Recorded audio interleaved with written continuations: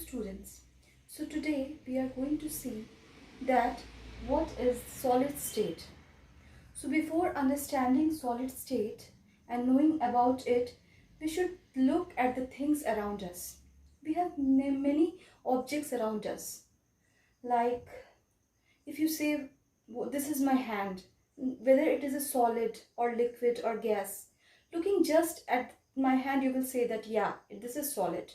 Then you will say that, okay, water is liquid. Okay, oxygen is gas. But have you ever thought of the science behind it? Why can we say that, yeah, this is solid, why my hand is solid, why water is liquid, and why oxygen is gas? So it is called the state of matter. So first of all, what is matter? I think all of you be knowing about matter. So matter is something that occupies space. Yes, matter is something that occupies space, which is called volume, and it has fixed shape. So we will see matter has occupies space and has some shape. Now you will say that, okay, solids have shape, liquids don't have shape. They acquire the shape of any vessel or flask in which they are kept. And the another thing is gas also. They are also quite flexible. They have no fixed or rigid shape. So to understand all these things, we will see the states of matter. So all these objects vary in their states, and today we are going to see about the solid state. So any object is made up of what? What do you think?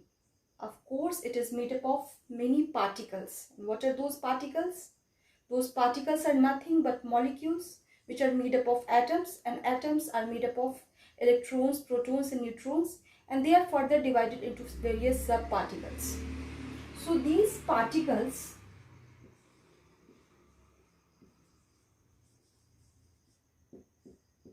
the arrangement of these particles within a matter decides the state of matter. So the particles arrangement decides the state of matter, that whether it is solid or a liquid or a gas. So if we think about the solid state, what are its characteristics? So first of all, the solid state has fixed shape. Fixed shape. The second thing is solids have definite mass.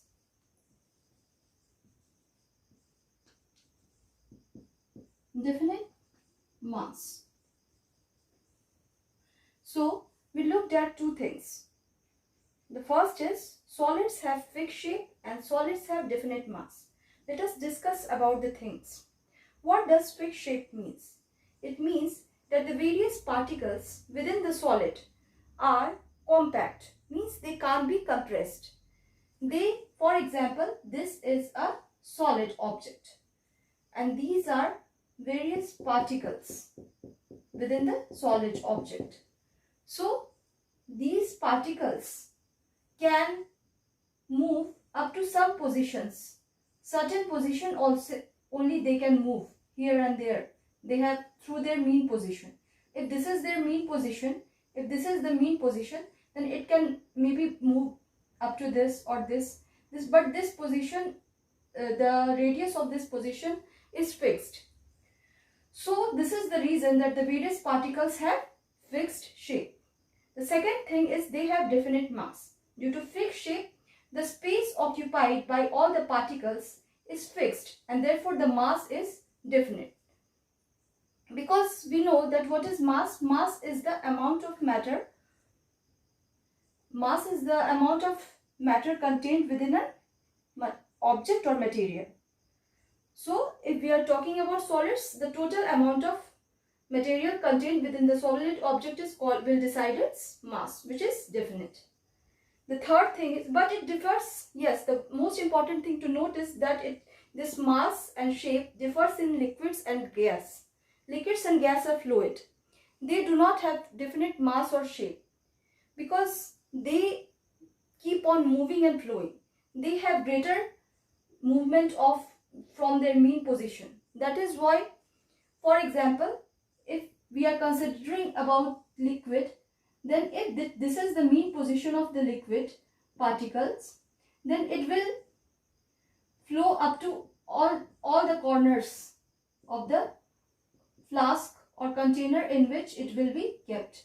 So this is why it is fluid, and it has no fixed shape liquid, and in solid it has fixed shape. The third thing which we will discuss about solids, the third characteristic is that the volume of the solids is also fixed. So it has fixed volume. Volume means amount of substance and space occupied by any solid object. Now, the fourth thing we will see about intermolecular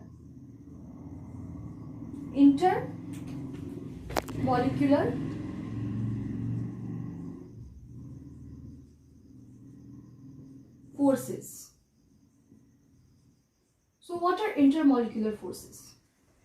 In a solid object, the various particles are there, and within each particle is of course made up of subparticles called electrons, protons and neutrons.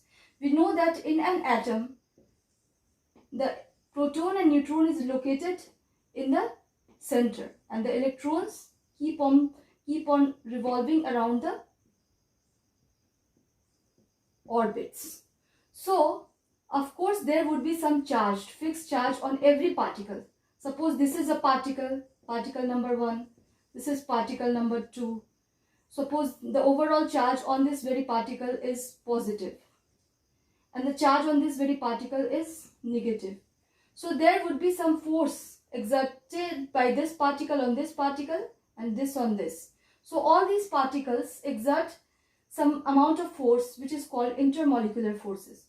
So the intermolecular forces in a solid object are strong. Why are they strong?